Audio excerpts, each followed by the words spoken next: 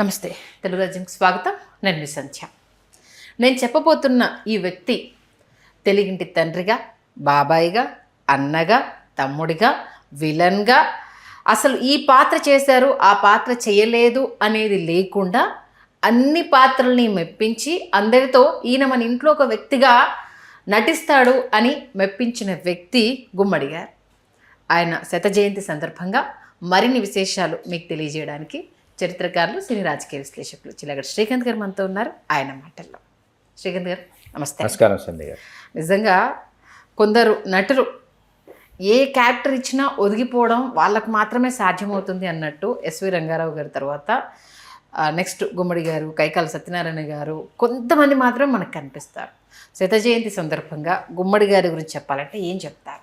గుమ్మడి గారిని చూస్తే నాకు ఒక విశ్వామిత్రుడు గుర్తొస్తాడు, భృగు మహర్షి గుర్తొస్తాడు, దూర్వాసుడు గుర్తొస్తాడు, బలరాముడు గుర్తొస్తాడు, దశరథుడు గుర్తొస్తాడు, భక్తపోతన గుర్తొస్తాడు, కబీర్దాస్ గుర్తొస్తాడు. వీళ్ళందరికీ మించి ఏ పాత్ర పోషించినా సరితూగేటటువంటి తాసు మహామంత్రి తిమ్మరుసు నేనే రాశా ఆయన గురించి ఎప్పుడు. అట్లా మహామంత్రి తిమ్మరుసు గుర్తొస్తాడు. మహామంత్రి తిమ్మరుసు సినిమాలో టైటిల్ రోల్ పోషించినటువంటి గుమ్మడి గారు ఆ పాత్ర పోషణకు గాను జాతీయ ఉత్తమ సహాయ నటుడు పురస్కారం పొందారని చాలా తక్కువ మందికి తెలుసు. ఆ పాత్రకు ఆయన జాతీయ ఉత్తమ సహాయ నటుడు. మహామంత్రి తిమ్మరుసులో ఆ పాత్ర పోషణకు గాను జూలై 9,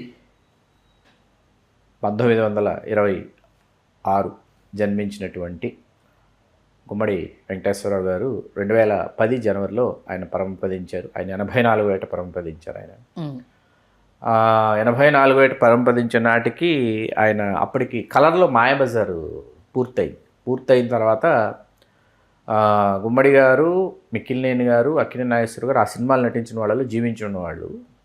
గుమ్మడి వెంకటేశ్వర 2009లో. ఎందుకంటే నాకెందుకు బాగా గుర్తుందంటే నా ఫస్ట్ కెరీర్ మీడియాలో స్టార్ట్ అయింది 2009లో. అన్ఎక్స్పెక్టెడ్గా సినిమా ఇండస్ట్రీ తరఫు నుంచి నా ట్రావెల్ అనేది స్టార్ట్ అయినప్పుడు ఆ మేకింగ్ జరుగుతున్న ఆ స్టూడియోకి సంబంధించి ఎలా ఉంటుంది ఏంటి యాజ్ ఎ ట్రైనీగా నన్ను తీసుకెళ్ళారు. అందుకే బాగా గుర్తుంది నాకు 2009. ఆ సమయంలో సినిమా చూసిన తర్వాత గుమ్మడి వెంకటేశ్వరరావు గారు ఆయన అప్పటికి అనారోగ్య సమస్యలు ఎదుర్కొన్నప్పటికీ ఆయన చాలా మానసికంగా చాలా ఆరోగ్యంగా ఉండేవాళ్ళు కాబట్టి ఆయన అంతకాలం జీవించగలిగారు. ఆయన ఎందుకు జీవిస్తున్నామా అని ఆలోచిస్తే మాయాబజార్ని ఇలా రంగుల్లో ఇన్ని వర్ణాల కలబోతలో మాయాబజార్ని చూడటానికి నేను ఇంకా జీవించి ఉన్నానా అని అనిపించింది నాకు మాయాబజార్ని రంగుల్లో చూసిన తర్వాత అన్నారు గుమ్మడి వెంకటేశ్వర గారు. నాకు ఇంకా గుర్తు వస్తుంది. అట్లాగే పద్మనాభం గారికి మేము పద్మశ్రీ డాక్టర్ ఎల్లు రామలింగం గారి స్వర్ణ కంకణ ప్రధానోత్సవం చేసిన రోజు గుమ్మడి వెంకటేశ్వరరావు గారు ఒక అతిథిగా ఆ కార్యక్రమానికి విచ్చేసిన తర్వాత నేను ఎప్పటికీ మర్చిపోలేనటువంటి ప్రశంసలు ఆ రోజు సభా కార్యక్రమానికి నేను వ్యాఖ్యాతను కాబట్టి ఆయన గుమ్మడి గారు అనుకోకుండా వచ్చినప్పటికీ ఆ కార్యక్రమానికి అప్పటికప్పుడు ఆశువుగా ఏం తోస్తే అది ఆయన గురించి మాట్లాడితే చాలా తబ్బిబ్బైపోయి ఆయన కార్యక్రమం పూర్తి అయిపోయిన తర్వాత వేదిక మీద నుంచి నా భుజం మీద చేయి వేసి నన్ను బయటదాకా సాగనంపుతావా అన్నారు. అది మహద్భాగ్యం అండి. ఆ భుజం మీద ఇందాక చెప్పాను కదా, విశ్వామిత్రుడు, దశరథుడు, బలరాముడు, భృగు మహర్షి, దూర్వాసుడు వీళ్ళందరూ ఒక్కసారిగా భుజం మీద చేయి వేసినట్టుందంటే ఆయన మహా సంబరపడిపోయారు గుమ్మడి వెంకటేశ్వర గారు. అదొక తీపి జ్ఞాపకం నా జీవితంలో. ఆయన కూడా తీపి గుర్తులు, చేదు జ్ఞాపకాలు అని చెప్పి ఆయన ఆత్మకథను ఆయనే రాసుకున్నారు. చాలా గొప్ప చదువురండి. Very serious reader and also very serious learner.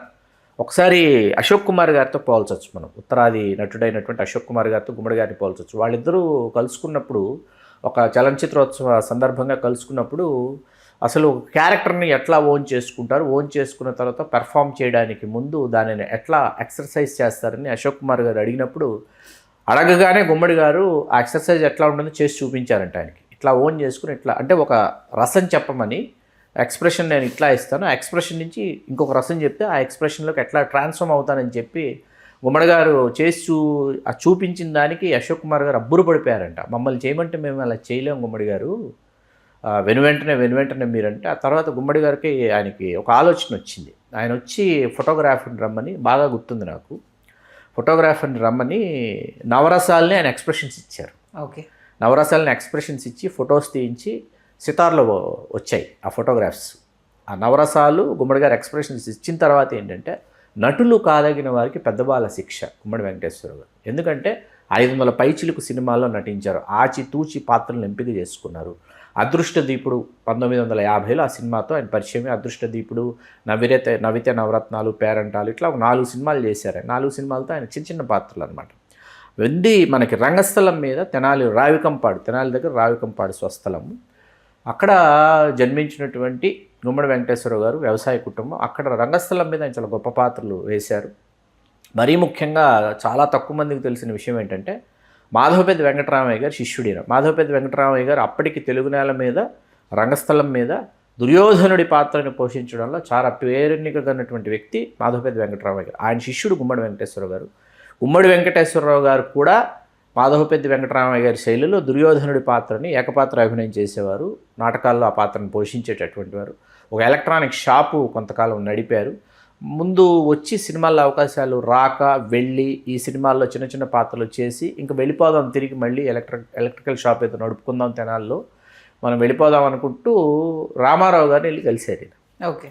Ramarao గారిని కలిసిన తర్వాత ఎందుకు వెళ్ళిపోతారు మీరు, నేను 2 సినిమాలు వెనువెంటనే తీద్దాం అనుకుంటున్నాను, మీ వేషాలు ఇస్తాను, మీరు ఉండండి వెళ్ళిపోకండి అని చెప్పి పిచ్చి పుల్లయ్య మొదటి సినిమా అండి. అందులో విలన్ రామారావు గారు హీరో. ఆ తర్వాత తోడు దొంగల్లో రామారావు గారు గుమ్మడి గారు తోడు దొంగలు అనమాట. 2 సినిమాలు ఫ్లాప్ అయినప్పటికీ గుమ్మడి గారికి కొంత గుర్తింపు వచ్చింది గుమ్మడి గారు. మిస్సమ్మలో ఒక అతిథి పాత్ర చేశారు. చేసిన తర్వాత ఏంటంటే పి పుల్లయ్య గారి దర్శకత్వంలో శాంతకుమారి గారు వాళ్ళు నిర్మిస్తున్న అర్ధాంగి సినిమాలో తండ్రి పాత్ర ఎవరు వేయాలి, జగ్గయ్య గారికి నాగేశ్వర గారికి తండ్రి పాత్ర ఎవరు వేయాలని చెప్పి గుమ్మడి గారు వెళ్ళి కలిసిన తర్వాత పి పుల్లయ్య గారు తీక్షణంగా చూస్తున్నారంట గుమ్మడి గారు. ఏంటంటే అలా చూస్తున్నారంటే, ఏం లేదయ్యా తండ్రి పాత్ర కిందలో ఎట్లా ఉంటామని చూస్తున్నారంటే, నేనేంటి తండ్రి పాత్ర ఏంటంటే, లేదా మేకప్ చేసి చూద్దామని చెప్పేసి మేకప్ టెస్ట్ చేశారు. చేసిన తర్వాత అస్సలు ఎవరు నమ్మరయ్యా, అసలు నువ్వు ఇంత యంగు, నిన్ను తండ్రి పాత్రలో ఇట్లా మేకప్ చేస్తే భలే ఉన్నావు అని చెప్పి పైన శాంతకుమార్ గారు ఉంటారు ఇంట్లో, కింద వీళ్ళ ఆఫీస్ అనమాట పద్మశ్రీ పిక్చర్స్.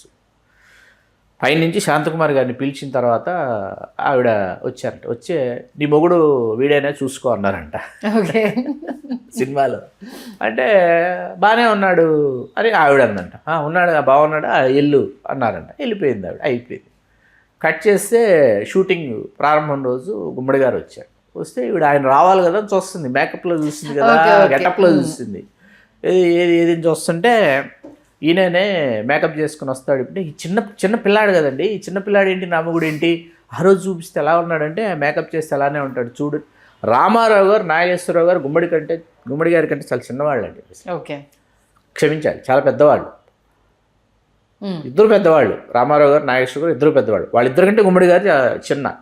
అయినప్పటికీ ఆయన వాళ్ళకి తండ్రిగా, మామగా ఆయన వేసిన పాత్రలు, తాతగా వాళ్ళకి తాతగా కూడా గుమ్మడి వెంకటేశ్వర గారు చేసినటువంటి పాత్రలు. అసలు మాయాబజార్లో బలరాముడి దగ్గర నుంచి వాస్తవానికి అర్ధాంగిలో ఏదైతే ఈ జమీందార్ పాత్ర ఉందో జగ్గయ్య గారికి నాగేశ్వర గారికి తండ్రి పాత్ర దగ్గర నుంచి వెనక్కి తిరిగి చూసుకోవాలి.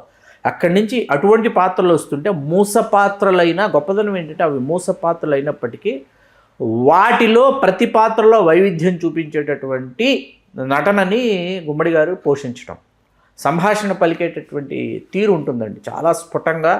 ఆ పాత్ర ఎంత చెప్పాలో, సంభాషణ ఎంత పలకాలో అంతే. హరిశ్చంద్ర అని ఒక సినిమా మీకు ఎస్వి రంగారావు గారు టైటిల్లో. హరిశ్చంద్రలో మీకు ఒకసారి చూస్తే ఆయన విశ్వామిత్రుడు, హరిశ్చంద్రుడు అనమాట.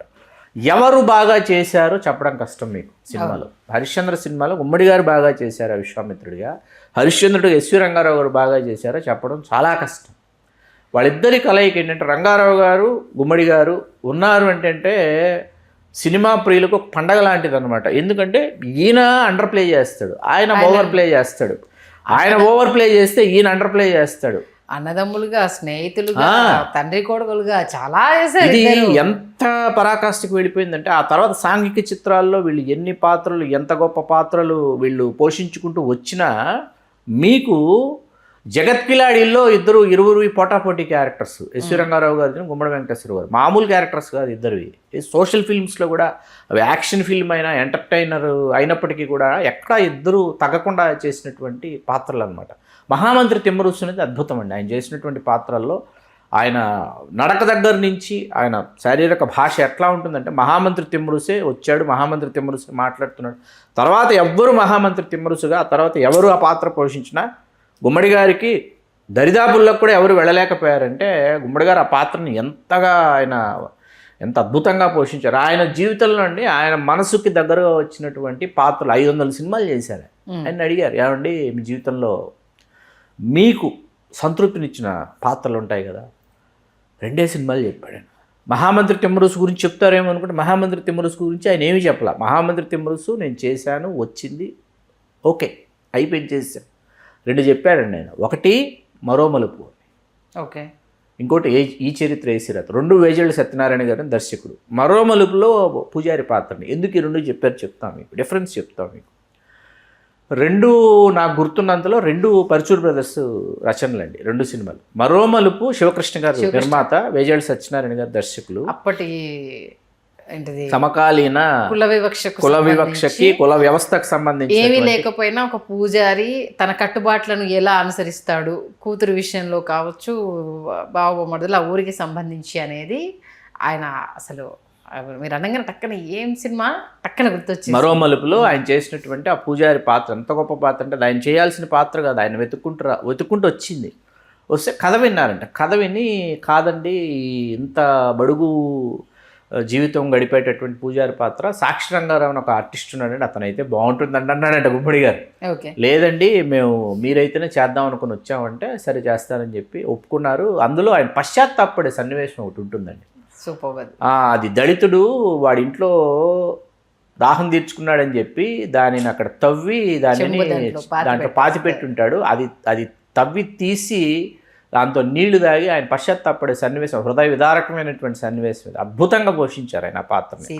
తర్వాత ఏంటంటే ఎందుకు ఈ చరిత్ర ఏసిరాతో చెప్పండి, ఇందులో చెప్పులు కుట్టే ఒక మాదిగోడి పాత్ర పోషించాడు ఆయన. అవును, అసలు మామూలుగా పోషించలేదండి ఆ పాత్ర. ఎంత అద్భుతమైన పాత్ర అంటే గుండెలు పిండేసేటటువంటి ఒక పాత్ర. ఎందుకంటే పట్టణంలో కొడుకు చదువుకుంటూ ఉంటాడు, వాడు బాగా చదువుకోవాలి, వాడు తక్కువ కాకూడదు అని చెప్పేసి వాడి కోసం ఈయన పడేటటువంటి తాపత్రయం, వాడికి ఉద్యోగం వస్తే ఈయన జీవితం మారిపోతుందని ఈయన కలలు కనేటటువంటి, అది జరగదు ఎప్పటికీ తెలిసిన తర్వాత ఆ పాత్ర ఉంటుంది. అసలు గుమ్మడి గారి పాత్ర ఈ చరిత్ర వేసే పాత్రలో అద్భుతం అంటే అద్భుతం. అసలు పాత్ర 2 పాత్రల గురించి చెప్పారు. నాకు వన్ ఆఫ్ మై ఫేవరెట్ ఏంటి అంటే ఏకలవ్య సినిమాలో ద్రోణుడు. ఆ ద్రోణాచార్యుడి పాత్రని, ద్రోణాచార్యుడు అంటే ఇలాగే ఉంటాడు, ద్రోణాచార్యుడు ఇట్లాగే చూస్తాడు, ద్రోణాచార్యుడు ఇట్లాగే మాట్లాడతాడు, ఒకే అంటే పేరుని. ఇప్పుడు ద్రుపదరాజు కొలువుకి వెళ్తాడండి, ద్రుపదరాజు కొలువుకి ఎందుకు వెళతాడు, ఒక ఆవునిస్తే ఆవు స్నేహితుడు కదా, చిన్నతనంలో కలిసి చదువుకున్నాము, ఆవునిస్తే ఆవు ద్వారా వచ్చే పాలు పితుక్కుని జీవిస్తాము, నా బిడ్డ ఇట్లా ఆకలిగా ఉన్నాడు అనేటటువంటి దీంట్లో ఆవుని దానం అడగడానికి వెళతాడు. వెళితే ఆయనేమో అక్కడ కేళీ విలాసాలలో మునిగి తేలింటాడు. అక్కడ ద్రుపద అనేసి ద్రౌపదుడిని పిలుస్తాడు ఆయన. తర్వాత కోపంతో ద్రుపద అని పిలవడం కూడా అబ్బా ఇది కదా సంభాషణలు పలికేటటువంటి తీరు. అలాగే మీకు ఆయన విలనీ చూడాలంటే సోషల్ సినిమాలు ఆయన విలన్గా చేసినటువంటి సినిమాల్లో రక్త సింధూరంలో జైలర్ అండి. అసలు చిరంజీవి గారు, ఇద్దరు చిరంజీవి గారు, ఒక చిరంజీవి గారేమో గండ్రగొడ్డలి, ఇంకో చిరంజీవి గారేమో పోలీస్ ఆఫీసరు. ఈ ఇద్దరు చిరంజీవుల మధ్య ఆయన జైలర్గా ఆయన అసలు పెర్ఫార్మెన్స్ ఉంటుంది. విలన్ అనమాట ఆయన సినిమాలో, మామూలు విలనే కాదు. గుమ్మడి గారిది సత్యనారాయణ గారితో వీళ్ళతో కుమ్మక్క అవుతారు. మీకు తండ్రి, తాత, బాబాయి, పెదనాన్న ఇట్లాంటి పాత్రలు, మామయ్య ఇట్లాంటి పాత్రల్లో కొన్ని సినిమాలండి అసలు గుమ్మడి గారు లేకపోతే అసలు ఏమైపోయేది తెలుగు సినిమాలో ఈ పాత్రలు అనిపిస్తాయి. అంటే అన్ని రకాలుగా సార్, స్ట్రిక్ట్గా ఉంటే తండ్రి ఇలాగే ఉంటాడేమో, జోవియల్గా ఉంటే తండ్రి ఇలాగే ఉంటాడేమో, ఇంటికి పెద్దన్న అయితే కుటుంబ బాధ్యత ఇలానే పోషిస్తారేమో, ఒకవేళ దానికి కొంచెం తగ్గి జులాయిగా ఉంటే ఎలా ఉంటుందనేది ఈయనే చెప్పగలుగుతారు. దాంతోపాటు ఏంటిది నేను ఇది కాకుండా విలని అయితే ఎలా ఉంటుంది పండించడము అనేది. ఇంకా పౌరాణికాల గురించి నేను అసలు ఇంట్రోలో మర్చిపోయాను సీరియస్లీ. మీరు చెప్పిన తర్వాత అబ్బా నిజంగా ఇవి కదా ఆయన అంటే గుర్తు రావాల్సింది అనేసి అనిపించింది. అవే అండి, గుమ్మడి వెంకటేశ్వరరావు గారు అంటే చాలా మందికి వెంకటేశ్వరరావు అనేది చాలా మంది తెలుగు వాళ్ళ గుమ్మడి, తెలుగువారి ఉమ్మడి ఆస్తి గుమ్మడి అనేటటువంటి పేరుని పేరు ఎవరు అసలు గుర్తుపెట్టరు. గుమ్మడి గారు గుమ్మడి గారు ఉన్నారంట అన్న ఇది నాకు తెలిసి లాస్ట్ సినిమా జగపతి బాబు గారితో అనుకుంటా. ఆయనకిద్దరు ఏంటంటే అప్పటికి ఆయనకి ఆ స్ట్రోక్ రావడంతో సంభాషణలు పలకలేక సినిమాల్లో నటించి ఆయన పాత్ర పూర్తయితే నూతన్ ప్రసాద్ గారు చెప్పారు. ఇస్తే తర్వాత అది చాలా గొప్ప నటుల యొక్క సంస్కారం ఎట్లా ఉంటుందంటే, నా సంభాషణలు నేను పలుకోలేను కాబట్టి నేను ఇంకా నటించకూడదనే నిర్ణయం ఆయన తీసుకుని 1995లో వచ్చింది సినిమా. తర్వాత 2008లో కాశీనాయన, జగద్గురు కాశీనాయన చరిత్రలో ఆ పాత్రను ఆయన పోషించారు, అద్భుతంగా పోషించారు. అట్లాగే ఆ సమయానికి ఆయన వయస్సు సహకరించింది. తర్వాత మనకేంటంటే ఆయన గొంతు, ఆ సంభాషణలు ఏవైతే ఉన్నాయో అలాగే పలికేవారు తెలుసుకుని ఆయన పాత్ర పోషించారు. అది చాలా గొప్ప విషయం.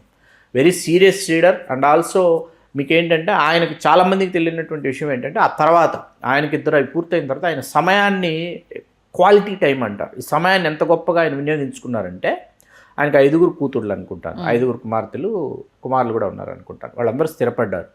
స్థిరపడిన తర్వాత ఏంటంటే ఆయన ఇక్కడ మన ఫిలిం నగర్లో ఉండేవారు.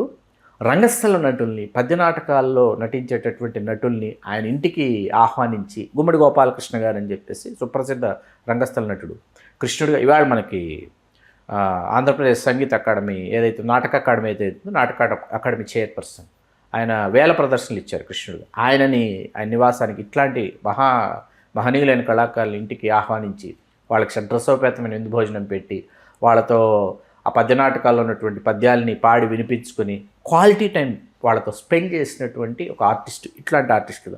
అట్లాగే కైకాల సత్యనారాయణ గారిని, గిరిబాబు గారిని వాళ్ళని సాయంత్రం సరదాగా తీర్థయాత్రకి రమ్మని వాళ్ళని ఆ గెస్ట్లని హోస్ట్ చేసినటువంటి గుమ్మడి వెంకటేశ్వరరావు గారు. ఇట్లా మనం గుమ్మడి వెంకటేశ్వరరావు గారు సమయాన్ని పుస్తకాలు చదువుకోవడంతో, సినిమాలు చూస్తూ, తర్వాత వచ్చిన చాలా సినిమాలు చూస్తూ కూడా వాటి గురించి ఆయన మాట్లాడేవారు. ఆ నటుడు బాగా చేశారు, ఈ సినిమా బాగుంది అని చెప్పేసి. అలా ఒక గ్రేట్ యాక్టర్ అండి అసలు. మనకు ఎస్వి రంగారావు గారు, ఉమ్మడి వెంకటేశ్వరరావు గారు, కైకాల సత్యనారాయణ గారు, నాగభూషణం గారు, నలుగురు ఏంటంటే మీకు వీళ్ళని రీప్లేస్ చేసేటటువంటి ఆర్టిస్టులు వచ్చారు అని మనం అనుకుంటాం, కానీ రాలేదు. వచ్చేసారు, చేసేసారు, రాఘగోపాలరావు గారు చేశారు, లేకపోతే కోట శ్రీనివాసరావు గారు చేశారని మనం అనుకుంటాం, కానీ వాస్తవంగా ఈ నలుగురిని రీప్లేస్ చేసేటటువంటి ఆర్టిస్టులు లేరనమాట. ఖచ్చితంగా అది నిజంగా. అంటే అసలు ఒక్కసారి వెనక్కి తిరిగి చూస్తే మీరు అన్నట్టు ఒక్కొక్క క్యారెక్టర్ అలా అలా అలా కదులుతూ ఉంటే, మనం మొన్న మాట్లాడుకున్న మీనా సినిమాలో ఒక రోల్ ఆయన చేసింది. నాకు సంసారం మన అయితే ఎస్వి రంగారావు గారు అన్న క్యారెక్టరు, కృష్ణ గారు, గుమ్మడి గారు, పన్నెండు కాపురంలో అంటే పెద్ద తమ్ముడుగా బాధ్యతగా చేసే ఆ క్యారెక్టర్ నాకంటే గుమ్మడి గారికి రాగానే మైండ్ లో గుర్తొచ్చినాయి ఫస్ట్ పన్నెండు కాపురం. నెక్స్ట్ శోభన్ బాబు గారు, కృష్ణంరాజు గారు, వాణిశ్రీ గారిది ఒక సినిమా ఉంటుంది. వాళ్ళు చాలా సినిమాలు ఉన్నాయి వాళ్ళు దాంట్లో. అంటే యాజ్ ఎ ఫాదర్ గా, అంటే ఆయన తండ్రి చనిపోయాడు, తెలియకుండా కృష్ణరాజు గారు పాడ మూసుకుంటూ వెళ్తారు. ఆ సాంగ్ జీవనతరంగా దాంట్లో క్యారెక్టర్స్ అంటే కొన్ని ఎవర్ గ్రీన్ గా ఉన్న కొన్నింట్లో ఆయన పర్ఫార్మెన్స్ అనేది పీక్స్ అనిపిస్తుంది సార్ నిజంగా. లేదు, నేను మనిషి నేను ఒక సినిమా అండి, కృష్ణ గారు, గుమ్మడి వెంకటేశ్వరరావు గారు.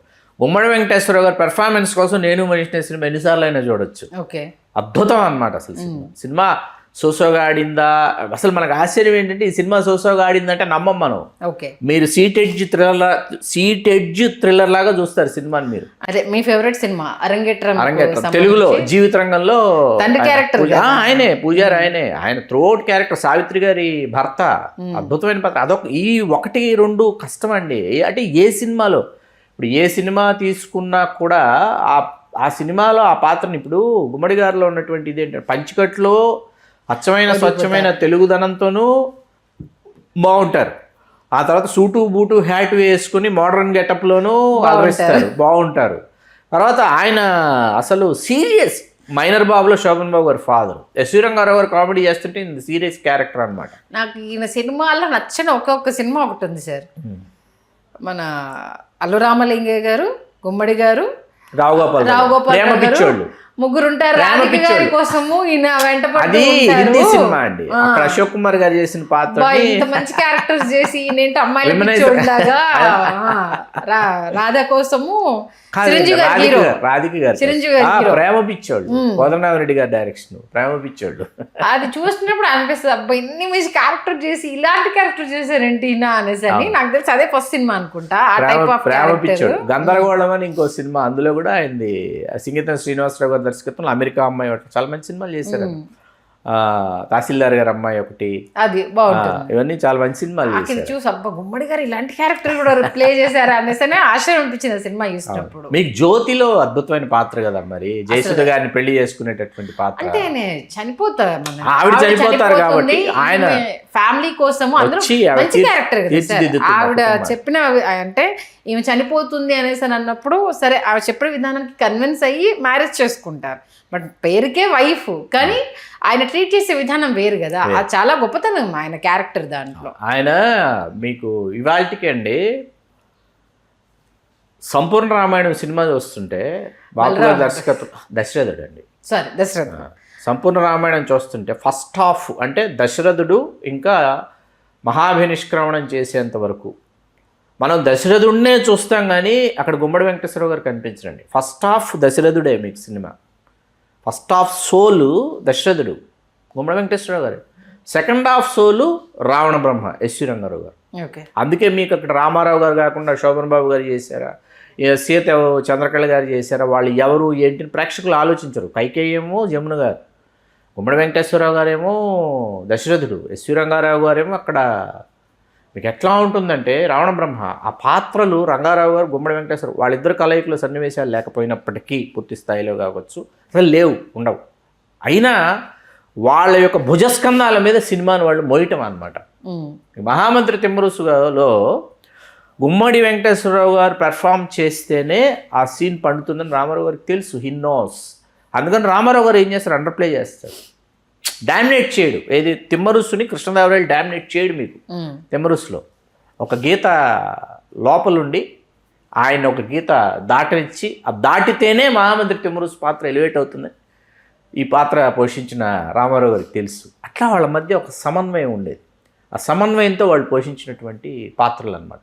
విశ్వామిత్రుడు క్యారెక్టర్, విశ్వామిత్రుడు అసలు ఎన్నిసార్లు అండి, ఎన్ని సినిమాల్లో ఎన్నిసార్లు. వాస్తవంగా విశ్వామిత్రుడు అంత ఫస్ట్ వెరీ బిగినింగ్ చేసింది ఆయన హరిశ్చంద్ర సినిమాలో. కాకపోతే విశ్వామిత్రుడి పాత్రకు ఆ తర్వాత ఏంటంటే ముక్కామల కృష్ణమూర్తి గారు రెగ్యులర్గా వేస్తుండేవారు ఆ పాత్ర. తర్వాత మీకు విశ్వామిత్రుడు అనేటప్పటికీ గుమ్మడి వెంకటేశ్వరరావు గారు కూడా చేయటం మొదలుపెట్టిన తర్వాత బలరాముడు అన్న ఆయనే చేయాలి, బలరాముడు ఆయనే చేయాలి, విశ్వామిత్రుడు ఆయనే చేయాలి, భృగు మహర్షి ఆయనే చేయాలి, దుర్వాసుడు ఆయనే చేయాలి, దశరథుడు ఆయనే చేయాలి, భీష్ముడు ఆయనే చేయాలి. భీష్ముడు కూడా చేశాడు ఆయన, భీష్ముడు గారు కూడా అద్భుతంగా చేశాడు ఆయన. ద్రోణాచార్యుడు ఆయనే చేయాలి. ఒక పురాణాలకు సంబంధించి ఎన్ని పాత్రలు చూడండి. మీకు ఎన్టీ రామారావు గారు బ్రహ్మర్షి విశ్వామిత్ర చేస్తూ అంత క్రితం కొన్ని సంవత్సరాల పాటు రామారావు గారికి గుమ్మడి వెంకటేశ్వరరావు గారి మధ్య సత్సంబంధాలు లేవు. రామారావు గారే కోపగించుకొని మాట్లాడటం మానేసి అయింది. అట్లాంటిది రామారావు గారు బ్రహ్మర్షి విశ్వామిత్రలో గుమ్మడి వెంకటేశ్వరరావు గారు వశిష్ఠుడు వెయ్యాలని చెప్పి బ్రహ్మర్షి విశ్వామిత్రలో రామారావు గారు విశ్వామిత్రుడు చేస్తూ వశిష్ఠుడిగా గుమ్మడి వెంకటేశ్వరరావు గారిని తీసుకుని విశ్వామిత్రుడు అప్పటికి అద్భుతంగా అద్వితీయంగా పోషించినటువంటి గుమ్మడి వెంకటేశ్వరరావు గారు ఇక్కడ వశిష్ఠుడిగా కూడా రామారావు గారిని మించి ఆ పాత్రను పోషిస్తాడు.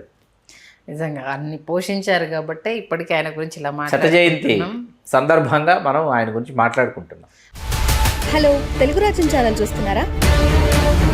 సామాజిక రాజకీయ జీవన చిత్రణే తెలుగు రాజ్యం. అతిశయోక్తులు అసత్యాలు ఉండవు. రాజకీయ కోణం కాదు, ప్రజా కోణమే కొలబద్ద. తెలుగు రాజ్యం వీక్షణ మీ ఉత్తమ అభిరుచికి నిదర్శనం.